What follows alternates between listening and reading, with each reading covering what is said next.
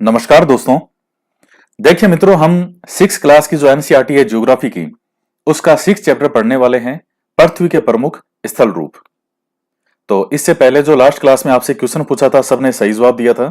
और अब एक प्रश्न आज और पूछते हैं लास्ट चैप्टर में से कि वायुमंडल के अंदर ऑक्सीजन गैस का कितने परसेंट है। वायुमंडल में ऑक्सीजन गैस का कितने परसेंट विद्यमान है, वो आपको कमेंट करके बताना है। और वीडियो को लाइक जरूर करें, ज्यादा से ज्यादा शेयर करें। आपने इसमें कुछ स्थल रूपों को देखा होगा जो चित्र 6.1 में है, अभी दिखाएंगे आगे। आप देखेंगे कि पृथ्वी की सतह सभी जगह एक समान नहीं है। अनगिनत प्रकार के स्थल रूप हैं। स्थल मंडल के कुछ भाग ऊंचे नीचे, कुछ समतल होते हैं। ये स्थल रूप दो प्रक्रियाओं के परिणाम स्वरूप बनते हैं। आपको यह जानकर आश्चर्य होगा कि मैदान जिस पर आप खड़े हैं उसमें धीरे धीरे गति हो रही है। पृथ्वी के अंदर लगातार गति हो रही है। प्रथम या आंतरिक प्रक्रिया के कारण बहुत से स्थानों पर पृथ्वी की सतह कहीं ऊपर उड़ जाती है और कहीं धंस जाती है। तो इसमें देखिएगा ये क्या कह रहा है कि पृथ्वी के अंदर जो है वो लगातार गति होती है। उस गति के कारण या कोई भी आंतरिक प्रक्रिया के कारण कुछ स्थान पृथ्वी से ऊपर उठ जाते हैं और कहीं नीचे धंस जाते हैं। क्या आप जानते हैं पहाड़ी वह स्थलीय भाग है जो आसपास की भूमि से ऊंची उठी होती है। 600 मीटर से अधिक ऊंचाई और खड़ी ढाल वाली पहाड़ी को पर्वत कहा जाता है। तो जो 600 मीटर से अधिक ऊंचाई और जो खड़ी ढाल वाली पहाड़ी होती है उसी को हम कहते हैं पर्वत। तो 8000 मीटर से कुछ ऊंचे पर्वतों के नाम बताएं। तो पहाड़ी क्या होता है? वह स्थलीय भाग जो आसपास की भूमि से ऊंचा उठा हुआ और 600 मीटर से अधिक ऊंचाई और खड़ी ढाल की तरह बिल्कुल इस तरीके से जो आकृति है उसे ही हम कहते हैं पर्वत। तो अब इसमें ये विभिन्न स्थल रूप जो है वो आपने देखे होंगे, जैसे कि ये पर्वत श्रृंखला क्या होती है, घाटी क्या होती है, ये पहाड़ी क्या होती है, पर्वत क्या है, ये पठार क्या है, और सहायक नदियां क्या होती है, झीलें, मैदान, ये सब चीजें कहीं ना कहीं देखी होगी। स्थल संधि क्या होती है, ये डेल्टा क्या होता है, नदी का मुहाना क्या होता है, समुद्र, जल संधि, द्वीप। दूसरी या बाह्य प्रक्रिया स्थल के लगातार बनने और टूटने की प्रक्रिया है। तो ये ऊपर क्या था कि जो स्थल रूपों के अंदर परिवर्तन होता है वो दो तरह से होता है। एक तो जो पृथ्वी की गति है, जो आंतरिक रूप से पृथ्वी की गति होती है, जो भी आंतरिक प्रक्रिया है पृथ्वी की, एक तो उसके कारण कोई भाग ऊंचे उठ गए, कोई धंस गए, ये इस तरह की जो प्रक्रिया है। और दूसरा आता है जो स्थल भाग या जो बाह्य प्रक्रिया। बाह्य प्रक्रिया हमें दिखाई दे सकती है, आंतरिक प्रक्रिया हमें दिखाई नहीं देती। तो बाह्य प्रक्रिया के अंदर लगातार बनना और टूटने की प्रक्रिया है। पृथ्वी की सतह से टूटकर घिस जाने को अपर्दन कहते हैं। अपर्दन की क्रिया के द्वारा सतह नीची हो जाती है। तो जैसे मान लीजिए हवा है या बहता हुआ जल है, वायु, तेज वायु, तो इनके द्वारा जो है अपर्दन की क्रिया होती रहती है और निक्षेपण की क्रिया प्रक्रिया के द्वारा इनका फिर से निर्माण होता है। मतलब वो ही वायु के कारण, जल के कारण जो कण इधर उधर बिखर जाते हैं वही कण वापस एक जगह, वही क्या मतलब जैसे इधर उधर से अपर्दन के अंदर तो होता है उसका कटाव होना किसी सतह का, और निक्षेपण का अंतर्गत होता है वो जो जमाव वापस इकट्ठा होता है उस स्थान पर, उसे कहते हैं निक्षेपण।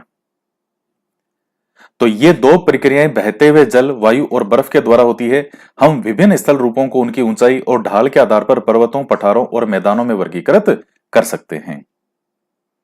तो दो प्रक्रियाओं के द्वारा स्थल रूपों में परिवर्तन होता है, एक आंतरिक प्रक्रिया और एक बाह्य प्रक्रिया। बाह्य प्रक्रिया के अंदर दो चीजें हैं, अपर्दन और निक्षेपण। अपर्दन होता है किसी घिसाव जो है उसका टूटकर घिसना, और निक्षेपण होता है किसी चीज का निर्माण होना। एक ही स्थान पे देखिए, जैसे मान लीजिए मिट्टी उड़ उड़ के इधर उधर से करके कोई एक स्थान पे इकट्ठी हो रही है और वहां किसी स्थान का किसी एक अलग ही स्थल का निर्माण हो गया, किसी स्थल रूप का। तो ये दो प्रक्रिया हैं। उसके बाद में आता है पर्वत। पर्वत पृथ्वी की सतह की प्राकृतिक ऊंचाई है। पर्वत का शिखर छोटा तथा आधार चौड़ा होता है। मतलब इस प्रकार से होते हैं पर्वत, यूं इस प्रकार से। जिनमें ढाल बिल्कुल इस तरह से खड़ी ढाल होती है, एक तरह से आधार जिनका चौड़ा होता है। आसपास के क्षेत्र से बहुत ऊंचा होता है। कुछ पहाड़ बादलों से भी ऊंचे होते हैं। जैसे जैसे आप ऊंचाई पर जाएंगे जलवायु ठंडी होती जाएगी। कुछ पर्वतों पर हमेशा जमी रहने वाली बर्फ की नदियां होती है, उन्हें हिमानी कहते हैं। तो हिमानी को क्या कहते हैं? ग्लेशियर। ये वही हिमानी या ग्लेशियर वो एक ही बात है। बर्फ के पहाड़ उन्हीं को हिमानी या ग्लेशियर कहते हैं। यहां कुछ ऐसे भी पर्वत हैं जो समुद्र के भीतर हैं और जिन्हें आप देख नहीं सकते। तो जैसे हिमानी जैसे जो हैं ये कई समुद्र के अंदर भी होते हैं। जो एक जहाज था, आपने सुना होगा, टाइटैनिक मूवी भी थी टाइटैनिक नाम से।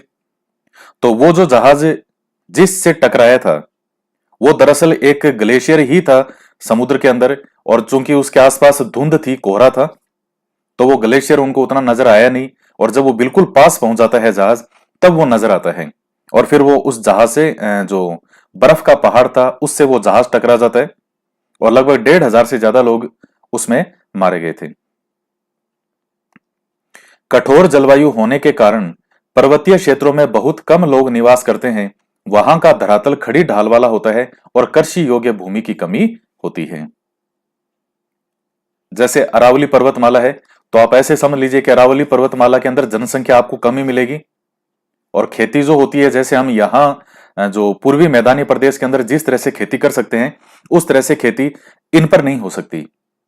इन पर फिर खेती के अलग अलग प्रकार हैं और कुछ एक अनाज है या कुछ एक ही फिक्स चीजें हैं, वही यहां हो सकती है इन पर्वतों पे। तो कृषि योग्य भूमि की यहां कमी होती है। पर्वत एक रेखा के क्रम में भी व्यवस्थित हो सकते हैं, जिसे हम कहते हैं श्रृंखला।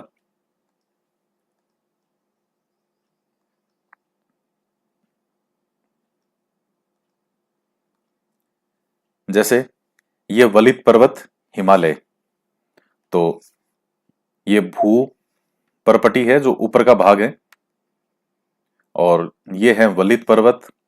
और ये दिखाया है कि किस प्रकार से ये जो है, देखिए वलित पर्वत का मतलब क्या होता है? मोड़दार पर्वत।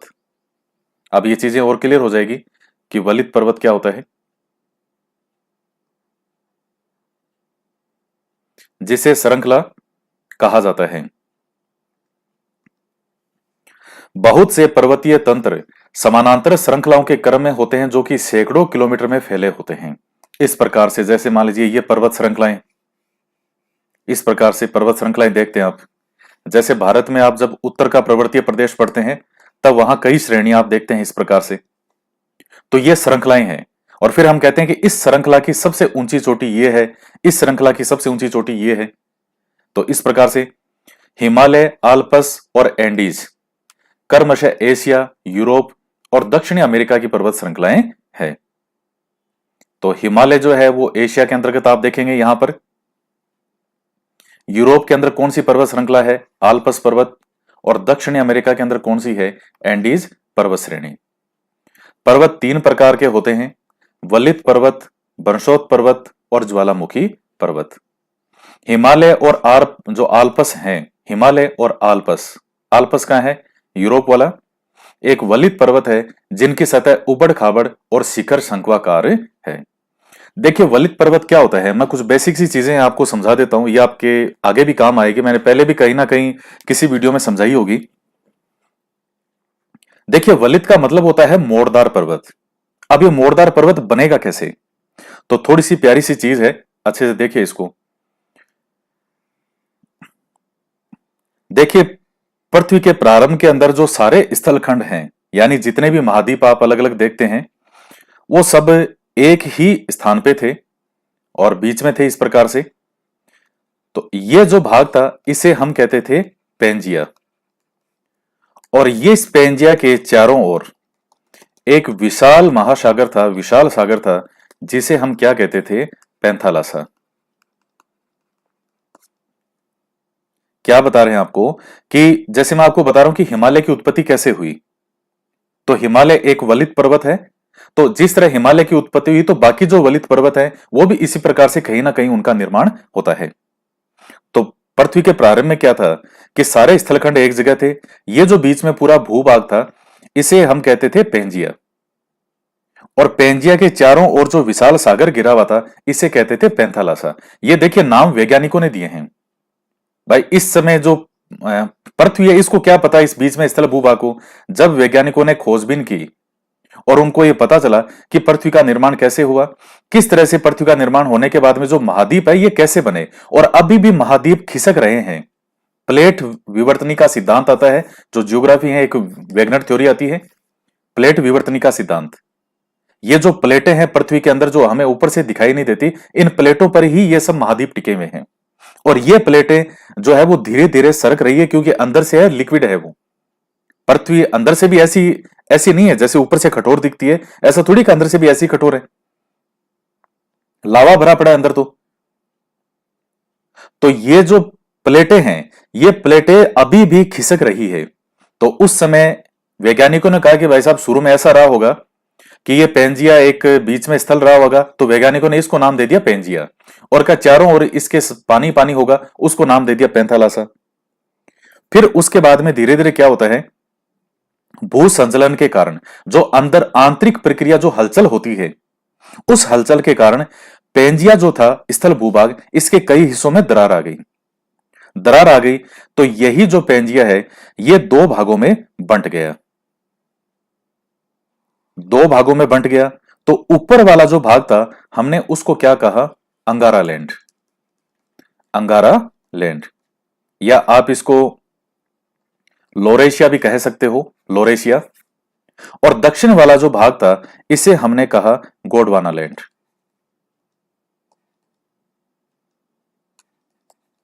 गोंडवाना लैंड। अब अंगारा लैंड और गोंडवाना लैंड, तो अब चूंकि इनमें दरार आ गई, दरार आ गई तो ये ऊपर वाला भाग ऊपर हुआ, और ये जो दक्षिण वाला भाग था गोंडवाना लैंड वाला ये कुछ दक्षिण में हुआ। और ये जब इस तरह से बीच में दरार आ गई तो जो पानी चारों तरफ जो था, अब वो पानी क्या बीच में नहीं आएगा, आएगा। जैसे मान लीजिए आपके पास कोई एक टब है पानी का, उसमें आप कोई पत्थर रखते हैं, उस पत्थर को आपने बीच में से तोड़ दिया, जो ही बीच में से टूटा तो जो पानी साइड में भरा हुआ था वो बीच में आएगा ना। अब तो उसी प्रकार से बीच में एक वृहत सागर क्षेत्र, एक इस तरह का निर्माण होने लग गया, और वही आगे चल के कहला गया टेथिस सागर। बाद में धीरे धीरे जैसे जो गोंडवाना लैंड वाला भाग है ये भी कई हिस्सों में टूट गया, और जो ऊपर अंगारा लैंड वाला भाग था वो भी कई हिस्सों में टूटे। अब अब ये टूट गए, जब अलग अलग हो गए, अंगारा लैंड ऊपर हो गया, गोंडवाना लैंड नीचे की तरफ हो गया, तो बीच में जो क्षेत्र था एक वृहत सागरीय क्षेत्र, उसको हम कहते थे टेथिस सागर। और ये जो अंगारा लैंड और गोंडवाना लैंड एक दूसरे से जो दूर हटते गए, हमने इस चीज को नाम दे दिया ओपनिंग ऑफ टेथिस सागर, यानी टेथिस सागर का खुलना। अब कई युगों के बाद, कई लाखों वर्षों के बाद में ये जो प्लेटें हैं अंगारा लैंड वाली और गोंडवाना लैंड वाली, अब ये वापस एक दूसरे की तरफ गतिमान होती है। हालांकि टूट गई थी ये, लेकिन अब ये प्लेटें वापस एक दूसरे की ओर सरकने लगी।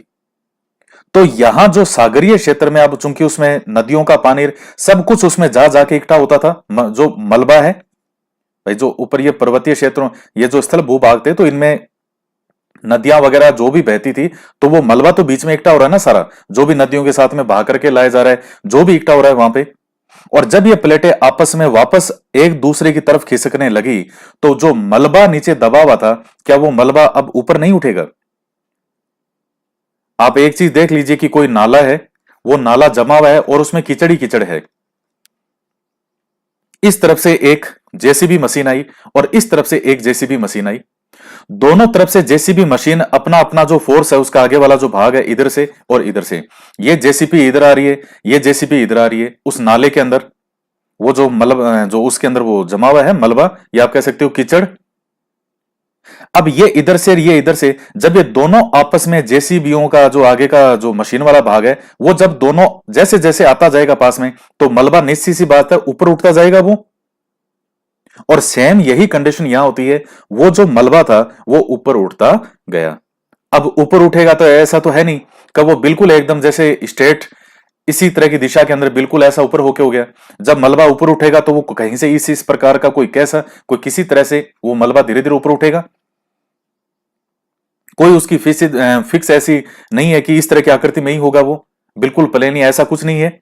ऊपर नीचे जो मलबा जिस तरफ से जिधर से ऊपर नीचे होता गया, करते करते करते वो मलबा बिल्कुल ऊपर उठ गया। और वही जो मलबा है उसी को ही हम वर्तमान में किस नाम से जानते हैं? हिमालय पर्वत के रूप में जानते हैं। उसने पर्वत का रूप धारण कर लिया। तो ये चीजें हैं।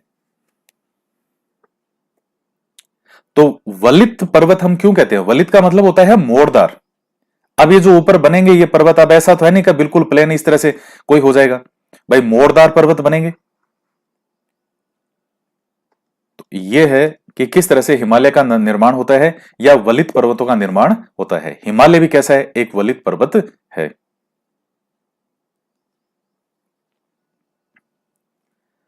भारत की अरावली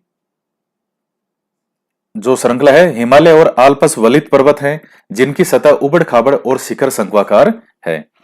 भारत की अरावली श्रृंखला विश्व की सबसे पुरानी वलित पर्वत श्रृंखला है। अपरदन की प्रक्रिया के कारण यह श्रृंखला घिस गई है। आप देख ही रहे हैं कि राजस्थान के अंदर जो अजमेर वाला हिस्सा है, वहां पर अरावली दिनों दिन बहुत ज्यादा कम होती जा रही है, जिसके कारण पश्चिमी रेगिस्तान के अंदर जो ये मरुस्थलीय एरिया है पश्चिम का, ये पूर्व की तरफ ये मरुस्थल जा रहा है, जिसे हम रेगिस्तान का मार्च कहते हैं। तो सरकार उसको रोकने के प्रयास कर रही है कि इस मार्च को रोका जाए। वो जो मरुस्थल पश्चिम से पूर्व की तरफ आ रहा है, अब अरावली उसके बीच में क्या बनी हुई थी? बाधक बनी हुई थी। लेकिन वो अजमेर के और इसके आसपास का जो हिस्सा है, वहां काफी अरावली नीचे होती जा रही है। उत्तरी अमेरिका के अपलेशियन और रूस के यूराल पर्वत गोलाकार दिखाई देते हैं और उनकी ऊंचाई कम है। ये बहुत पुराने वलित पर्वत हैं। अब वो समय के साथ साथ में गोलाकार होंगे ही। आदमी युवा होता है तब उसके बाल कितने होते हैं सिर में, जैसे जैसे उम्र निकलती है तो सिर भी कैसा हो जाता है? गोलाकार हो जाता है। बाल वाल सारे उड़ जाते हैं, सिर बिल्कुल ऐसे हो जाता है गोल एकदम।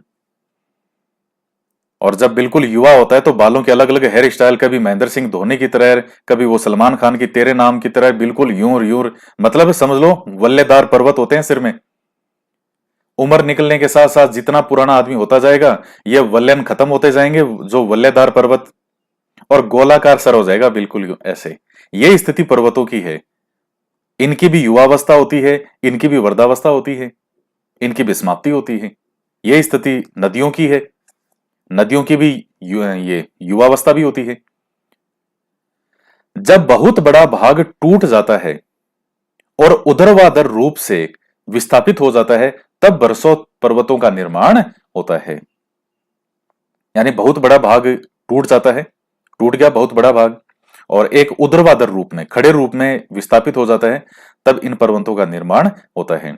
ऊपर उठे हुए खंड को उत्खंड यानी हास्ट, ये वाला भाग, और नीचे धसे हुए खंडों को द्रोणिका भ्रंश यानी ये कहा जाता है। ये जैसे नीचे धस गए और ये भाग ऊर्ध्वाधर रूप से विस्थापित हो गया, तो ऊपर वाले भाग को उत्खंड कहते हैं, हास्ट, और नीचे धसे हुए खंड जो है उनको द्रोणिका या ग्राबेन कहा जाता है।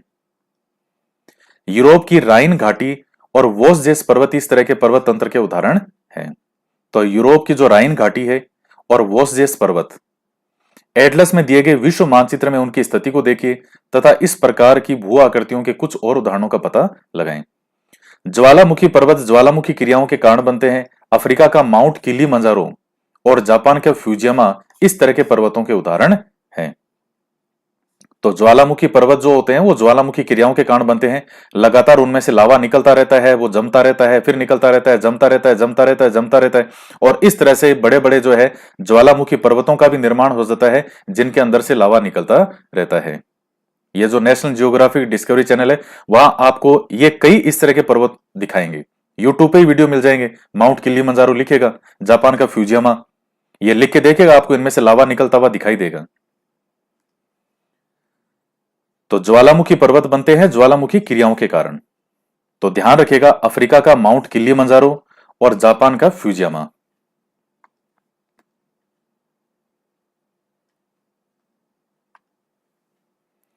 पर्वत बहुत लाभदायक होते हैं। पर्वत जल के संग्रहगार होते हैं। बहुत सी नदियों का सोर्स पर्वतों में स्थित हिमानियों में होता है। हिमानिया मतलब जो ग्लेशियर है, बर्फ के पहाड़ हैं। और जो पर्वतों के ऊपर जो बर्फ जमी होती है, तो एक तो पूरे ही ग्लेशियर होते हैं, और एक जैसे पर्वतों के ऊपर जो एक बर्फ सी जमी रहती है, और धीरे धीरे जो बर्फ है वो थोड़ी थोड़ी पिघलती पिघलती पिघलती पिघलती जो है वो आगे तक नदी का रूप धारण कर लेती है। पर्वतों के जल का उपयोग सिंचाई और पन बिजली के उत्पादन में भी किया जाता है। नदी घाटियां और वेदिकाएं कृषि के लिए उपयुक्त होती है।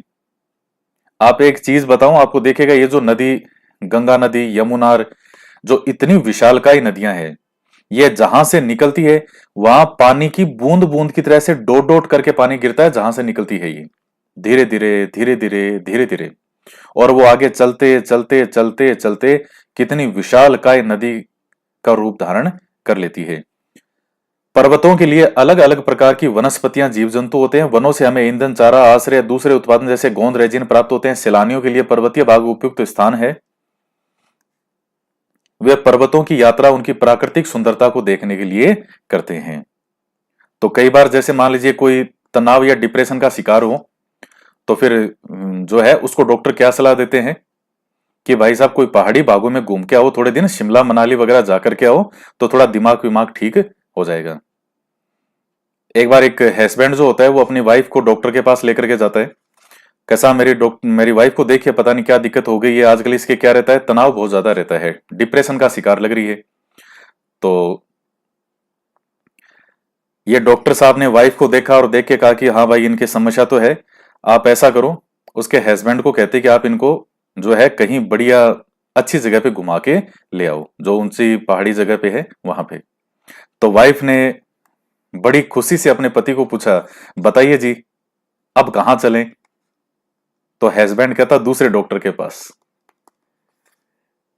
ये जोक समाप्त हो गया है। विभिन्न प्रकार के खेल जैसे paragliding, hang gliding, river rafting, skiing पर्वतों के प्रचलित खेल हैं। यूट्यूब पे बहुत वीडियो अपलोड करते हैं लोग, ये पैराग्लाइडिंग के, हैंग ग्लाइडिंग के, रिवर राफ्टिंग, स्कीइंग। क्या आप हिमालय में स्थित कुछ ऐसे स्थानों के नाम बता सकते हैं जहां यह खेले जाते हैं? तो ये देखिएगा ज्वालामुखी पर्वत का, ये देखिए किस तरह से ये दिख रहा है। और अत्यधिक दबाव से मैग्मा का निर्माण होता है। किनारे से निकलती पिघलती चट्टानें क्या कहलाती है? लावा कहलाती है। और ज्वालामुखी शंकु का निर्माण जो होता है वो राख और लावा की परतों के जमने से होता है, जो एक शंकु सा बनता है यहां पे, उसके कारण। और फिर जो बाहर निकलता है तो उसमें लावा है, और ये ज्वालामुखी राख है, गैस युक्त घने बादल, तो ये भी दिखाई देते हैं इस प्रकार से।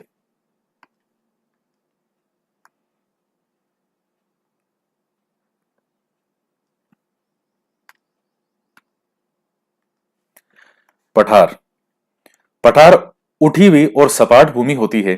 यह आसपास के क्षेत्रों से अधिक उठा हुआ होता है तथा इसका ऊपरी भाग मेज के समान सपाट होता है, बिल्कुल ऐसे मेज की तरफ। अब ये दिख रहे हैं तो ये पठार का उदाहरण है। ये आप इसको पर्वत नहीं बोलेंगे, ये पठार है। किसी पठार के एक या एक से अधिक किनारे होते हैं जिनके ढाल खड़े होते हैं। पठारों की ऊंचाई प्राय कुछ 100 मीटर से लेकर के कई हजार मीटर तक हो सकती है। पर्वतों की तरह पठार भी नए या पुराने हो सकते हैं। भारत में दक्कन का पठार पुराने पठारों में से है। केन्या, तंजानिया, युगांडा का पूर्वी अफ्रीकी पठार और ऑस्ट्रेलिया का पश्चिमी पठार इस प्रकार के उदाहरण हैं। तो देखिए किसी पठार के एक या एक से अधिक किनारे जो होते हैं वो जिनके ढाल खड़े होते हैं, तो जो किनारे हैं वो थोड़ा सा खड़े ढाल की तरह है, और बाकी आपको पूरा सपाट दिखाई देगा बीच में। भारत में दक्कन का पठार हो गया, और बाकी ऑस्ट्रेलिया का पश्चिमी पठार है, ये केन्या तंजानिया इधर के हो गए। तिब्बत का पठार विश्व का सबसे ऊंचा पठार है, जिसकी ऊंचाई मध्य समुद्र तल से 4000 से 6000 मीटर तक है।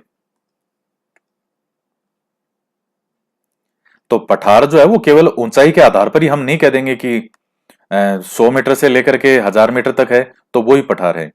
पठार की कई विशेषताएं हैं, उसमें से एक विशेषता ये भी है ऊंचाई वाली। तो तिब्बत का ये पठार है, हम ये ऐसे थोड़ी बोल देंगे कि तिब्बत का पर्वत, हम यही बोलते हैं तिब्बत का पठार। ऊंचाई 4000 से 6000 मीटर तक है समुद्र तल से। पठार बहुत उपयोगी होते हैं क्योंकि उनमें खनिजों की प्रचुरता होती है। यही कारण है कि विश्व के बहुत से खनन क्षेत्र पठारी भागों में स्थित हैं। अफ्रीका का पठार सोना और हीरों के खनन के लिए प्रसिद्ध है। भारत में छोटे नागपुर के पठार में लोहा, कोयला और मैग्नीज के बहुत बड़े भंडार पाए जाते हैं। तो ये आगे जब भारत वाला चैप्टर आएगा आपके, इसके एक दो चैप्टर बाद में नेक्स्ट चैप्टर है वो भारत वाला ही है, भारत का जो भारत का भूगोल है उसके बारे में। तो उसमें ये छोटा नागपुर, बड़ा, ये सब आ जाएंगे। पठारी क्षेत्रों में बहुत से जलप्रपात हो सकते हैं। जलप्रपात माना झरना, क्योंकि यहाँ या वाटरफॉल, यहाँ नदियां ऊंचाई से गिरती है। भारत में छोटा नागपुर पठार पर स्वर्ण रेखा नदी पर स्थित होंड्रू जलप्रपात और कर्नाटक में जोग जलप्रपात इस प्रकार के जलप्रपातों के उदाहरण हैं।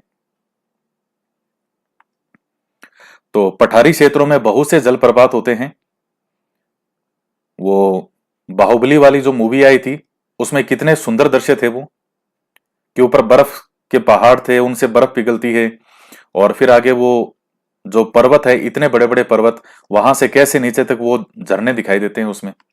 राजस्थान के अंदर भी है चूलिया जलप्रपात, मैनाल जलप्रपात, ये कई फेमस हैं। तो छोटा नागपुर पठार पर स्वर्ण रेखा नदी पर स्थित होंड्रू जलप्रपात और कर्नाटक में जोग जलप्रपात। तो ये अब सीधे सीधे नाम है, वन लाइनर क्वेश्चन है एक तरह से। काली मिट्टी की प्रचुरता होती है लावा पठार में, और ये उपजाऊ है और खेती करने के लिए भी काफी अच्छे होते हैं। कई पठार जो है रमणीय स्थल होते हैं, वही घूमने के लिए जो पर्यटकों को आकर्षित करते हैं। फिर आते हैं मैदान। मैं जब ये राजस्थान में चूलिया जलप्रपात और मैनाल जलप्रपात में देखने गया था, तो उस वक्त बारिश नहीं थी, लेकिन फिर भी जो मैनाल जलप्रपात है, बिल्कुल पतली पतली धार ऊपर से जैसे पानी आ रहा था, और इधर से उधर से उधर से, और वो पानी इतना अच्छा सा गिर रहा था। हालांकि बहुत ज्यादा तेज तो झरना नहीं था, वो स्लो स्लो था, लेकिन फिर भी आ रहा था। जबकि उस समय कोई मौसम ऐसा नहीं था कि वहां पर जो है वो कोई बारिश वगैरह हो या कहीं से आए हो। तो ये लगभग बहते ही रहते हैं, बहुत कम ऐसा होता है कि ये प्रपात कुछ समय के लिए बीच में रुक जाए। बाकी ये आपको बहते मिल जाएंगे, बारिश के मौसम में तो मिलेंगे मिलेंगे, बाकी नॉर्मल आपको दिख जाएंगे।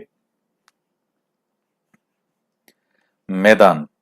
मैदान समतल भूमि के बहुत बड़े भाग होते हैं। वे सामान्यतः मध्य समुद्री तल से 200 मीटर से अधिक ऊंचे नहीं होते। कुछ मैदान काफी समतल होते हैं, कुछ उर्मिल और तरंगित हो सकते हैं। अधिकांश मैदान नदियों और उनकी सहायक नदियों के द्वारा बनते हैं। नदियां पर्वतों के ढालों पर नीचे की ओर बहती है और उन्हें अपर्दित कर देती है।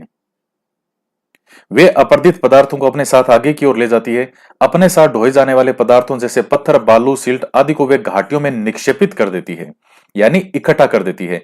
इन्हीं निक्षेपों से मैदानों का निर्माण होता है। तो ऊपर हमने स्थल रूपों का देखा था निर्माण किस प्रकार से होता है, जो पर्वतों का निर्माण देखा, पठारों का देखा। मैदान का निर्माण किस तरह से होता है, मेनली जो नदियां बहती है वो अपने साथ जो जल बहा करके लाती है, नदियां जो है जल तो बहा करके लाती है, साथ में जो भी अवशिष्ट पदार्थ हैं, जैसे जो भी पत्थर, ये बालू, मिट्टी के कण, चट्टान, उनके टुकड़े, उनके कण, तो वो जो साथ साथ में लेकर के बहती है और उनको इकट्ठा करती जाती है। उन्हीं से क्या होता है, आगे इन मैदानों का निर्माण होता है। सामान्यतः मैदान बहुत अधिक उपजाऊ होते हैं। यहाँ परिवहन के साधनों का निर्माण करना आसान होता है, इसलिए ये मैदान विश्व के सबसे अधिक जनसंख्या वाले भाग होते हैं। नदियों के द्वारा बनाए गए कुछ बड़े मैदान एशिया और उत्तरी अमेरिका में पाए जाते हैं। एशिया में स्थित भारत में गंगा ब्रह्मपुत्र का मैदान और चीन में यांगत्से नदी का मैदान इसके प्रमुख उदाहरण हैं। और राजस्थान के अंदर भी आप पूर्वी मैदानी प्रदेश पढ़ते हो। तो ये गंगा ब्रह्मपुत्र का मैदान ये नेक्स्ट चैप्टर में आएगा, नेक्स्ट चैप्टर भारत का ही है। मैदान मनुष्यों के रहने के लिए सबसे उपयोगी क्षेत्र होते हैं।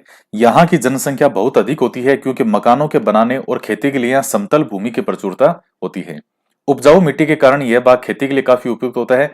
भारत में गंगा का मैदान देश में सबसे अधिक जनसंख्या वाला क्षेत्र है।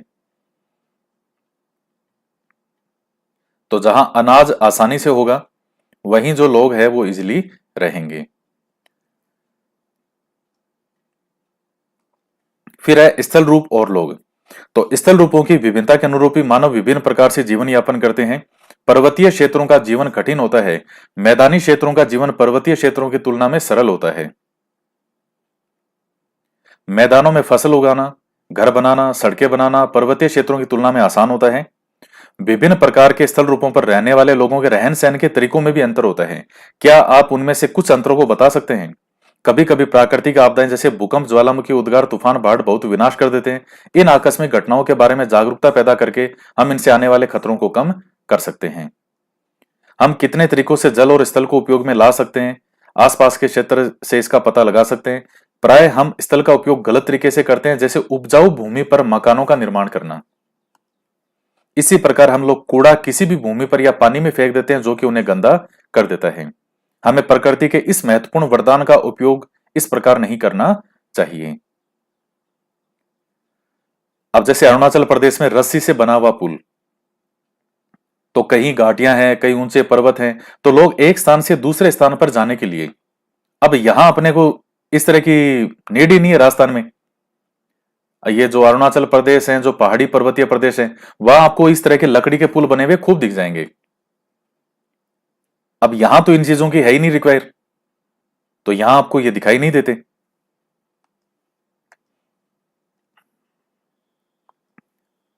अब जैसे नदियां हैं, तो यूपी, बिहार, वेस्ट बंगाल, उड़ीसा, वहां नदी जो है वो यातायात का एक बहुत बड़ा साधन है। कितनी दूरी तक जो है वो यात्राएं की जाती है, उसमें एक सरल और सुगम साधन है। अब हमारे यहां मान लीजिए कि कोई बैठ अगर नदी में गलती से बैठ भी गया कि साहब नदी यहां से शुरू हो रही है, रास्ते में आगे जाके पता चला कि साहब नदी लुप्त हो गई, यहां तो आगे आगे नदी नहीं है, अब रेगिस्तान है। तो हो जाता है ना कई बार। आप सोचो अगर आप नदी में इस तरह से राजस्थान में कहीं किसी नदी पे बैठ गए और वो नदी आगे जाके लुप्त हो गई, उसके बाद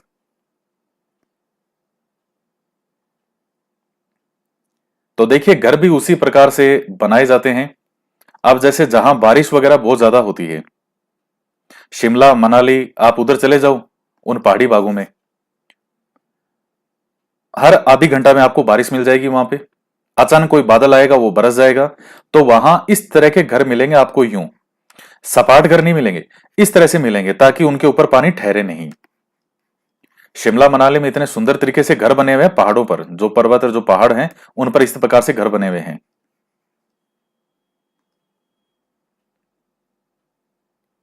और चाय की खेती, जैसे असम वगैरह इनके बागान है, तो जो पहाड़ी ढाल है वहां पर चाय की खेती होती है।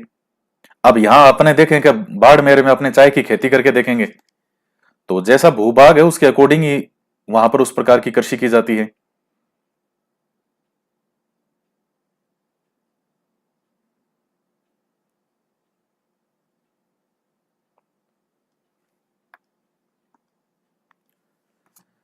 पर्वत पठारों से भिन्न होते हैं किसमें? ऊंचाई में, ढाल से और अभिमुखता। तो मुख्य रूप से जो हैं,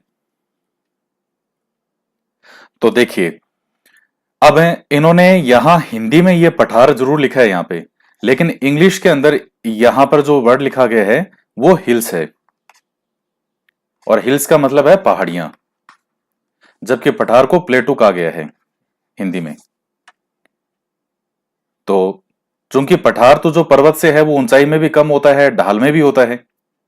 पर्वत का ढाल बहुत तेज होता है, इस तरह से खड़ा ढाल होता है, जबकि जो ये पठार है इनका ढाल ये बिल्कुल प्लेन होते हैं ऊपर से। तो इसलिए ये होता है हिंदी और इंग्लिश का डिफरेंस। हिंदी के अंदर इसको पठार लिख दिया, जबकि इंग्लिश की जो बुक है उसके अंदर यहां हिल्स लिखा हुआ है इंग्लिश में। तो पर्वत जो होते हैं, अगर ऐसे पर्वत है तो फिर ये हिल्स है, इनसे छोटी होती है। तो किस चीज का फर्क होता है? ऊंचाई का। इसका सही उत्तर हो जाएगा क। उसके बाद नेक्स्ट क्वेश्चन आता है, तो पहले वाले का हो गया ऊंचाई। हिमानी कहां पाई जाती है? कहां होते हैं बर्फ? ये पर्वतों पे। दक्कन पठार कहां स्थित है? तो कहां है? भारत में। यांगत्से नदी कहां बहती है? अब ये नाम से देख लीजिए, यांगत्से नदी कहां बहती है? सही उत्तर क्या हो जाएगा? चाइना। और यूरोप की एक महत्वपूर्ण पर्वत श्रृंखला कौन सी है? तो सही उत्तर हो जाएगा आल्पस पर्वत। नॉर्थ अमेरिका की रॉकीज, साउथ अमेरिका की एंडीज। खाली स्थान भरें। समतल भूमि वाले विस्तृत क्षेत्र को क्या कहते हैं? हिमालय और आल्पस कौन से पर्वतों के उदाहरण हैं? कौन से क्षेत्रों में खनिजों की प्रचुरता होती है और पर्वतों का एक क्रम है? कौन से क्षेत्र कृषि के लिए सबसे अधिक उत्पादक माने जाते हैं? तो ये कई प्रश्न हैं। और देखिए, जब भी इस प्रकार के प्रश्न एग्जाम में कभी आए तो उनका हिंदी और इंग्लिश जरूर देखिएगा। अब जैसे यहां ये पठार लिखा हुआ है, तो जबकि पठार तो हमने पढ़ा है कि ऊपर वाला पठार, जबकि यहां इसने शुरुआत से ही पूछा है पहाड़ी और पर्वत में जो डिफरेंस था। यानी पर्वत को इंग्लिश में कहते हैं माउंटेन, पहाड़ी को कहते हैं हिल्स। यहां ये हिल्स लिखना चाहता है इसकी जगह, लेकिन हिंदी में इसने यहां पठार लिख दिया, जबकि पठार सही वर्ड नहीं है।